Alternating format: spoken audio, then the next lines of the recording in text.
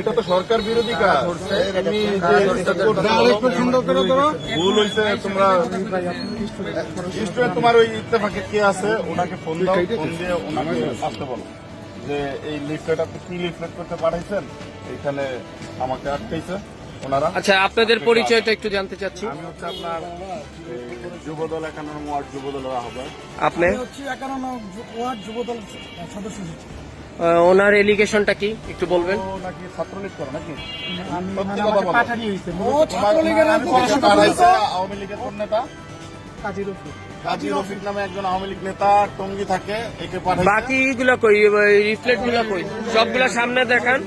আপনি এই নিষিদ্ধ সংগঠন ছাত্রলীগের ওকে পাঠানো হয়েছে, ও থাকে টঙ্গী, ওকে উত্তরা পাঠানো হয়েছে। এখানে যে কোনো একটা ছোটখাটো দোকান থেকে এগুলো ফটোগ্রাফি করে এগুলো বৃহৎ আকারে এরা প্রচার করবে, ঠিক আছে? কতগুলো আপনি এখানে আছে?